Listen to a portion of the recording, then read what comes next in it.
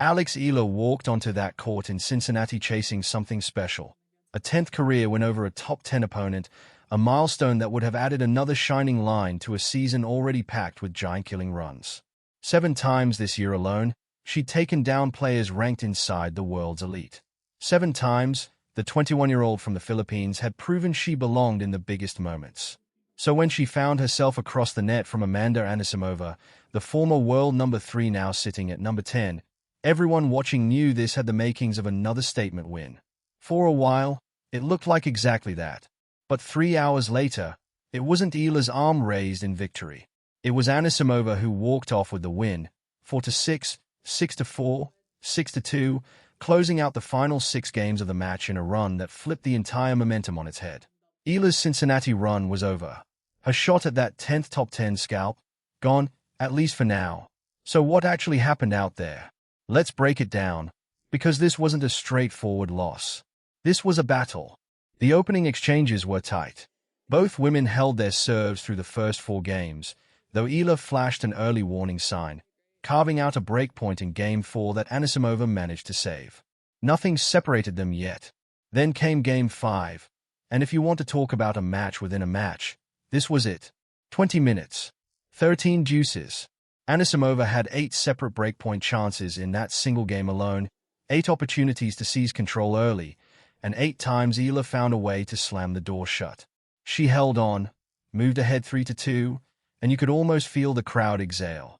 The back and forth didn't stop there. Eala had break chances of her own in the 6th game, but Anisimova leveled things back up at 3-3.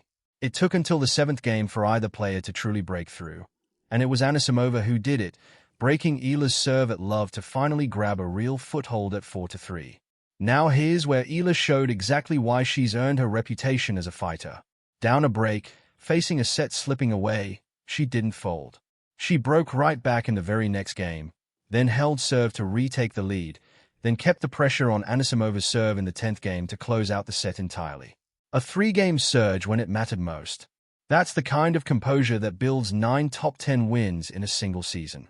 Set 2 opened with the same rhythm, both players trading holds, neither giving an inch, all the way through 6 games. Then Anisimova finally cracked the code, breaking serve to move ahead 4-3. This time, though, there was no immediate response from Eala. Anisimova held her own serve in Game 8, pushing her lead to 5-3, and that single break was enough. The former world number 3 leveled the match at 1 set apiece, and suddenly this contest was heading to a decider. And for a moment, just a moment, it looked like Eala might have this thing figured out. She held serve to open the 3rd set, then broke Anisimova to jump out to a 2-0 lead. The dream of a 10th top 10 win was still alive. But that's when everything changed. Anisimova broke straight back, and then something shifted in her game entirely. She won 5 consecutive games, sweeping through the rest of the set 6-2, and with it, sealing the match. 6 games in a row to close it out. That's not luck. That's a player finding another gear exactly when she needed it.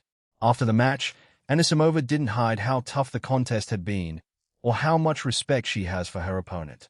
She talked about knowing Eala as a fighter, someone who was always going to make this a hard-fought battle. She even admitted the crowd support she felt that night gave her a lift in a match that demanded everything from her. In her words, she knew going in it was going to be a really tough match, and by the sound of it, she wasn't exaggerating. For Eala, the defeat stings, but it doesn't erase what's been an incredible season. 9 top 10 wins is not a small number. That's the kind of resume that puts a player firmly on the radar of everyone in the sport. And this wasn't some blowout loss either. This was a 3-set battle against a former top 3 player, decided by fine margins, a handful of key games, and one opponent who simply found her best tennis at the right moments. So where does Eala go from here? Straight to New York, straight to Flushing Meadows, straight to the US Open. She'll be competing in the women's singles draw, chasing more of those signature deep runs she's become known for. And she won't be doing it alone in every match either. She's also teaming up with Felix Auger-Aliassime for a run in the mixed doubles event, a pairing that could bring even more excitement to her Grand Slam campaign. On top of that, fans will get another chance to see her up close during Fan Week, where she's set to take part in the Stars of the Open exhibition event. So even with the Cincinnati chapter closing on a tough note, there's plenty ahead to watch for. Here's the thing about matches like this one. The ones that don't go your way despite putting up a real fight. They don't erase progress. If anything, they sharpen it. Eala pushed a former top-3 player to 3 sets, saved 8 break points in one single game, and showed the kind of resilience that doesn't just happen by accident. That's the foundation a Grand Slam run gets built on. Anisimova, for her part, advances into the round of 16 with a win that clearly meant something to her, both competitively and personally, given how openly she praised her opponent afterward.